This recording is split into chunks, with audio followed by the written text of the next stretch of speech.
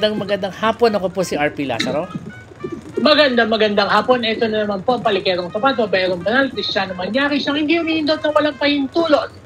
Ang komentaristang kupal, ka Dennis Reyes. Yan. Importanteng pinag-uusapan namin just a few minutes before we started.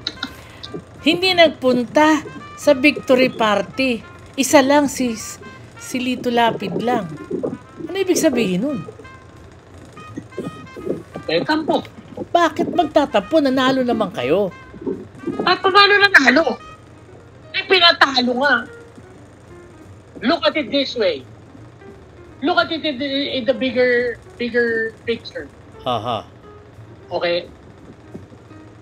Kailangan majority ang Senate. Okay. Okay? Para hawak mo. So, dapat tao mo ang nasa Senate. Okay. Diba? Oo. Eh, bakit ang natalo? Puro mga stalwarts ni BBM. Like, Abalos. Ay, sila Abalos. Okay. Hindi na binoto ng tao eh. O, bakit hindi binoto ng tao? Hindi pa sila... Remember, before the campaign started, alyansa ang malakas. Totoo yun. Kasi sila Abby, Binay, sila lahat, nagda-number 1 yan eh. That election was theirs to lose. It was not for the PDP lab, for the Duterte agents to win. It is for the alyansa candidates to lose. Bakit? Kasi midterm election yan eh. Midterm election, always, yan ang pinakamalakas na showing ng administrasyon. Ng administration candidates. Why? Like I said, okay, pwede mong pihitin lahat yan sa RDC. Pwede mong ikalat agad lahat ng sample ballot. Pwede mong gamitin ang mga ahensya ng gobyerno in so many different ways. Like, so let's many say, different ways. Totoo yan. Gamitin mo LTO. Paano mo gamitin yung LTO? Di kausapin mo lahat ng mga bus companies. Oh, mamimigay kami ng kalendaryo sa lahat ng biyahe niyo ng bus. Ha? Hindi makakatanggi. Kausapin mo lahat ng Roro. Oo nga. Lahat ng British buses. Mamimigay kami ng kalendaryo. May hindi ba dyan? Oo, bakit ka naman hihindi? Paano diba? ka nakakatanggi sa administrasyon? Oh, no harm, no foul yun. Namimigay ka lang. Pulyeto.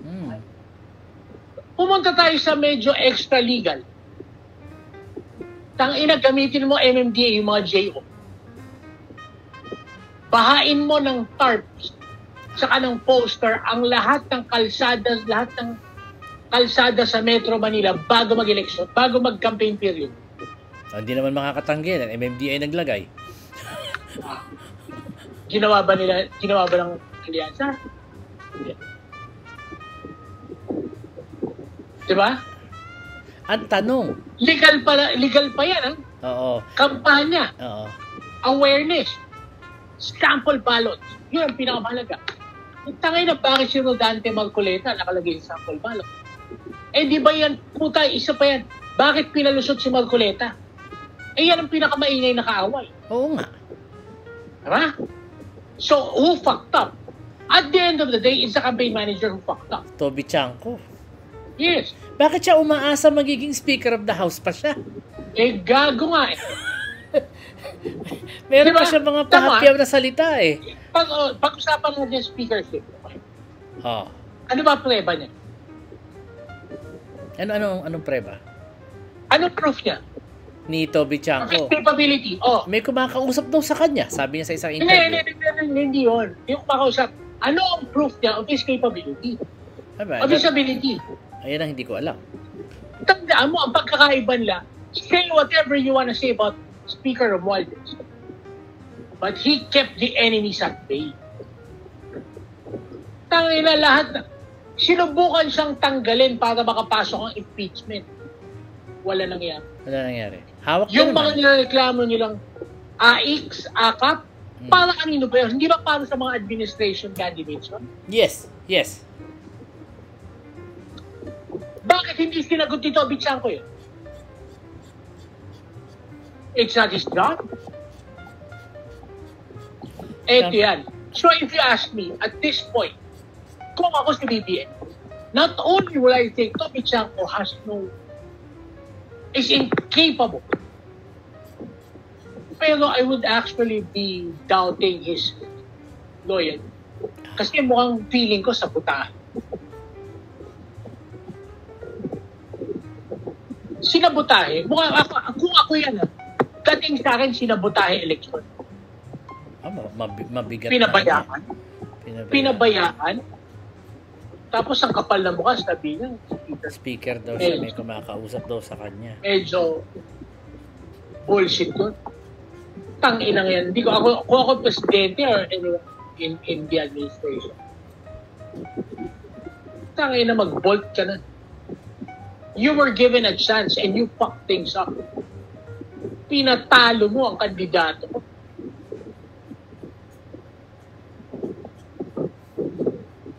Ang pinaupo pa niya, yung mga putang ina, sakit ng ulo. Oo, totoo yan. I mean, si Bongo tsaka si Bato, baligtari naman yan eh. Oo. Ito yung mga tipo nila magkulit. Mga bata ng China yan eh. Oh.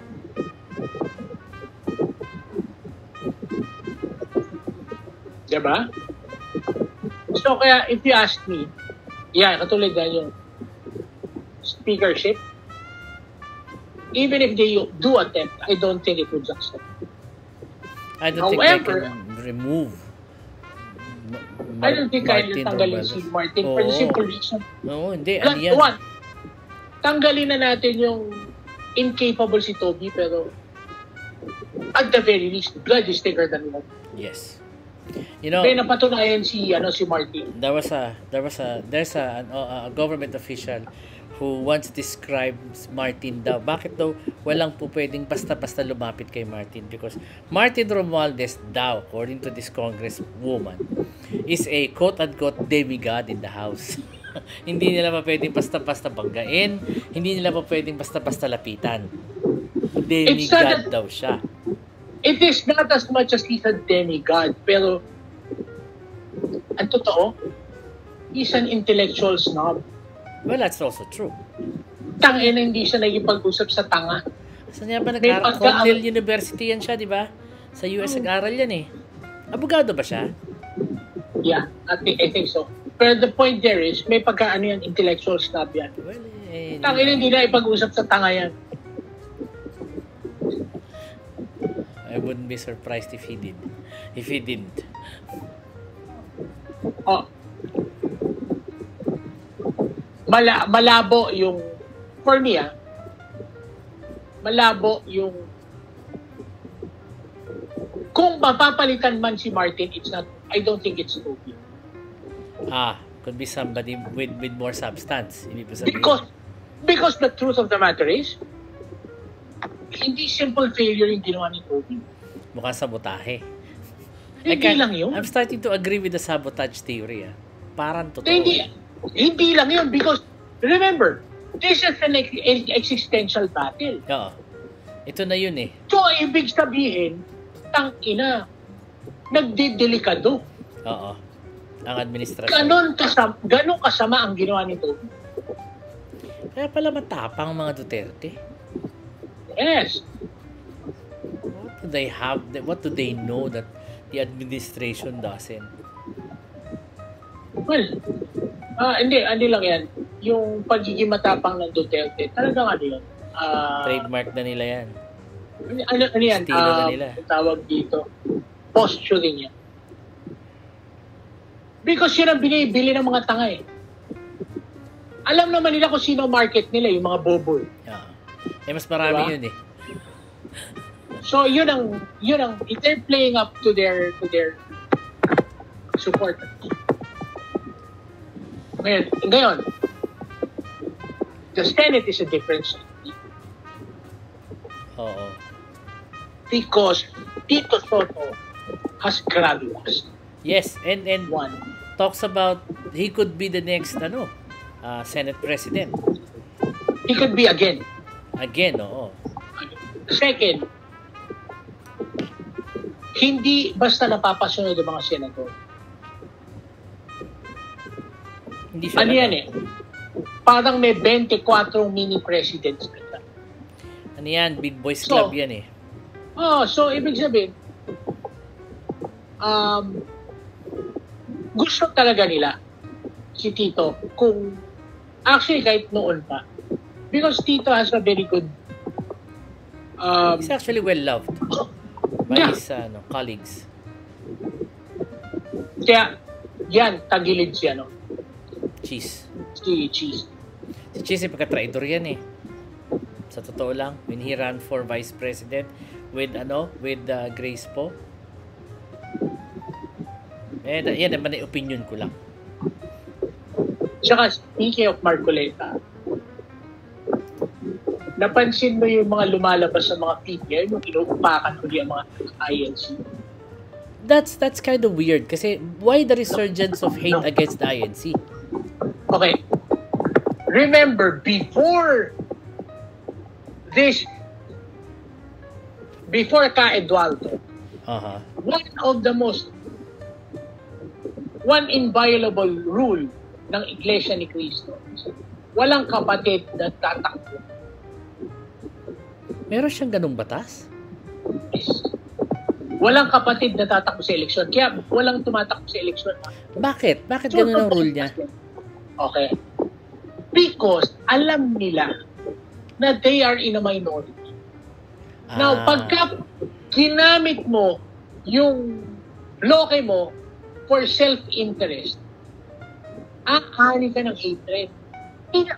Matalino ang mga yung si KLT at si Felix. They knew na mayroong built-in xenophobia ang mga tao. And this being a Catholic country, in fact, kung inabot mo, nung bata ako noong 70s, bawal ka maipaglaro sa bata na INC. Hindi ko naman bata rin naman ako ng 70s pero wala akong naalalang ganun. Siguro kasi puro Katoliko yung community namin eh. Yung mga lola ko, ganun. Sabihin na sa'yo, huwag ka makipaglaro sa Iglesia ni Cristo yan. Ako naman, tangay na bata ka, wala pakialam ko kami nag-aano. Kaya palagi ako napapagalitan. Pero naalala ko, na wala lang yun in the 80s. Merong ganon eh. Na, and pansinin mo, before this started, Marcoleta was one of the most hated he was. Politicians. Yes, he was. He was. Because of the ABS-CBN and all that. And so many other things pa. Tangina, tapos nanalo kayo, ang taas pa. Sa tingin. Ang maraming magalit dyan sa Iglesia. And that's what's happening now. Kasi, alam mo, the Iglesia ni Cristo, for some reason, it's become a formidable force. We all know that there's only 2.8 million of them. Actually, and not all of them can vote. Actually, they're not as formidable as mas formidable pa sila noon. No. Not as formidable as before automated elections. Kasi naging automated elections nagkakita na.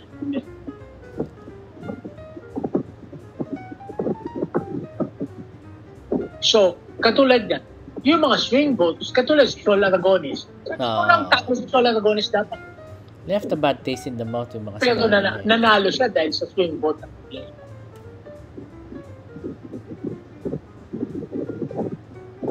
And anong klaseng tao yun? Puta, yung bumuhay siya na mahigit 20 taon. Yun ang pumatay sa ABS-CBN. Yung boss niya, galit sa kanya. Sinuportan. Alam mo, former boss niya, galit sa kanya. Wala siyang walang loyalty. Prinsipyong tao. Walang prinsipyo. Walang prinsipyong tao yan. Kaya nga, which brings me to this question. Pwede natin tanungin ang administrasyon na, hoy, what are you in power for? Bakit para kayong mahina? Putang ina ba, puro mga bobo nga eh. Tangina, nagpaupo po. Tangina, hindi marunong basic na kampanya. The truth. Ito isipin mo. Kailan nagsimulang lumabas ang mga poster ng mga kandidato ng alyansa sa kalsada? Late na kasi sumusunod sila doon sa Before Senado. election. Oh, sinusunod Diba? daw nila. They were doing what the law said that No, that's bullshit. Putang ina, walang dumadating na TARP. Walang dumadating na poster. bakit?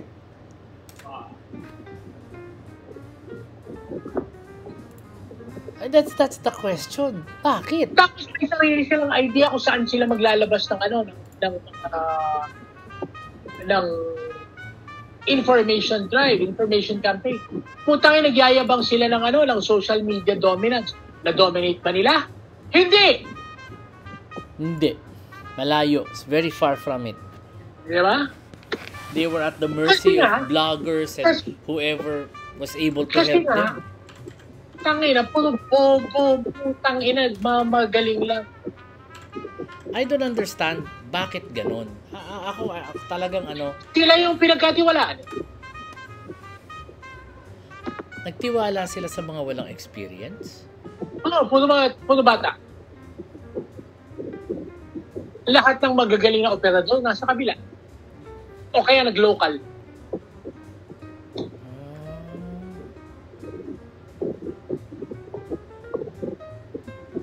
Puro nag-local ang mga operador.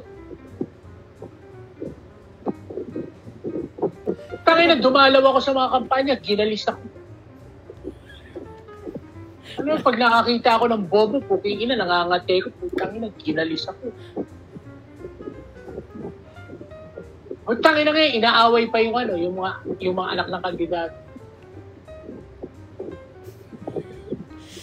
Ewan ko, I don't understand this, I mean, what are you guys in power for? All of these things that, actually, I will ask the same question. Ano nangyari sa Makati? Nasa inyo na lahat, natalo pa kayo. Ganun, agents. Sayang. So, technically, the smartest man in government is Martin Romualdez. Hawak niya eh. Yes. Hawak niya pa eh. I mean, he has everybody by the talagang hawak niya lahat sa leeg eh. Tapos itong mga to, mas makapangyarihan sa kanya. Nieta, walang magawa. Parang parang tataka ko dyan kay Cheese Escudero. Ano ba yung panay, bakit siya panay, press con? Anong gusto niya patunayan? Tamo, yun na lang yung ang daming pinagsasabi ni Magalong. Oh. Tangina, may kaso si Magalong, bakit hindi nila tinuluyan? Tangina, patong-patong ang graft cases ni Magalong. Ba't nga ba hindi? Natakot sila kay Magalong? Diba? Pabaya. Burara. Tapos ngayon na inuupakan. Ngayon tapos na. Ngayon na inuupakan yung Duterte yun. PH. Kung kailan tapos na. Oo. Hindi ko maintindihan eh. They had everything in their fingertips. All they needed to do were push buttons, make orders. Utos Because ka they na did lang. not know what buttons to push. Yeah. O yung mga ganon, it takes experience. Bakit? Hindi naman inexperience sa mga kinuha ng presidente ah. Mga kilala niya yan eh. He grew up in Malacanang. So, yung mga operador, yung mga inutusan. Yung mga people in charge of the actual operations.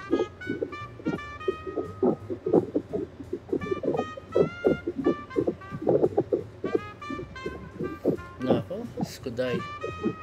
And there is talk about Sandro Marcos na Sandro Marcos daw is being led by the nose ni Martin Romualdez, and that there's also talk na ginagamit daw ni Martin yung pamangkin niya about first signing into this Marami ka impeachment thing. maririnig na ganyan, syempre. Tanungin mo, sino nagpapalabas sa mga ganyan? Martin. Yung mga kayong balita, sino nagpapalabas? Di siguro kabila Duterte. Mga Lang. pro kabila. Are you sure? Well, I don't know. Parang multifaceted kasi ngayon. Hindi mo Bakit? alam alin ang alin. Sino, bakit? You always ask, who gains? Basic yan. You always ask, who gains? Who loses? Then you find out sino yung naglapas. Then you find out sino yung narrow down mismo. So, tingnan mo kung sino-sino ang interesado sa pagiging speaker. Yun ang malistahan.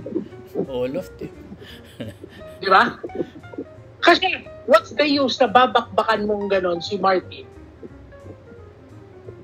kung hindi mo naman pala siya matatanggal? Oo nga. Bakit pa? So, ibig sabihin, gusto mo siyang tanggalin. Oo. Kaya kang Kung gusto mong tanggalin, kung may gusto magtanggal, may gusto pumalit. O, di hanapin mo sino mga gustong pumalit. Sila yung mga naglalabas. Yan, I'm pretty sure you have an idea. More or less.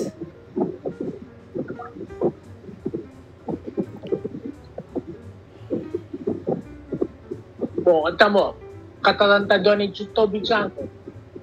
Totoo yung balita. Nasilapid lang ang umattend ng ano. Oo. Lumabas sa politiko eh. Ng Victory Party. Lumabas sa Hindi politiko.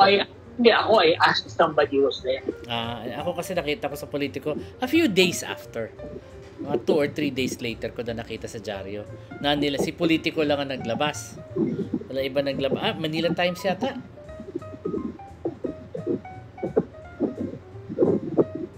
Ay, yun ang epekto, no? Siyempre, masama loob, pinatalo nila eh. Kasi marami nun, walang balak tumakbong senador. Imposible naman na kaya Thanos walang balak tumakbo. Ay, Buhay na yun eh. Abi. Walang balak tumakbo yung senador. Alam ko, mayor ang Balak gusto yung niya. mayor. Kung tumakbong mayor yan, di Baka puntaan naman. dito siya, nanalo sila mag-asawa. Nanalo sila. Pinatakbo siya senador, talo silang dalawa. Diba? Avalos. Walang balak tumakbo yan. Oo. Kasi ano na siya eh, DILG secretary na yun. Secretary siya eh. Oo. Ba't siya tatakbo? Oo nga. Nasa pwesto na siya eh. Mga ano pa siya. Yung mga ganyan, pinatakbo or merong planong iba. And ano namang iba yun? Kung tatakbo sila, putangin, bakit sila tatakbo under alyansa? Unless they were given assurances. Oo. Diba? Oo. I'm pretty sure na may assurances, yeah. Kahit papano. Kasi kung hindi mo kailangan tumakbo at pinatakbo ka, there must have been something to sweeten the pot for you. Kung tatakbo ka na kontrolado mo ang takbo at meron kang sariling partido, bakit ka papasok mo? You know, these people who lost are not used to losing. Dito yung mga palagi nananalo year in, year out. Yan yung malalakas. Oo. Abi Binay, Abalos in the local elections. Who can beat an Abalos in Mandaluyong, di ba? Unbeatable yan eh. Hindi yan sanay matalo. Sa bagay, kahit si Bong Revilla, di sanay matalo eh. Lagi na nanalo yan, kahit na may kaso yan eh. Interesting. Ako napapakamo talaga ulo ko. And itong kay Duterte yun, ito na lang siguro yung parang happy thought ko na at least di makakaupo, di salamat. Hindi ba ako po, makukulong pa yan. Di salamat din. Yung mag-asawa. Teka muna, bakit makukulong? Because, they committed election fraud and perjury. Okay, kasi mag-file ka naman, for you to run, mag-file ka ng manifestation of intent to participate. Okay. So, under sa manifestation of intent to participate, you are attesting na you are a qualified in a valid party list. Okay. Or a regional political party. Which they were in the last ano? No, they were not. They are not. Because after proclamation, their accreditation was rescinded.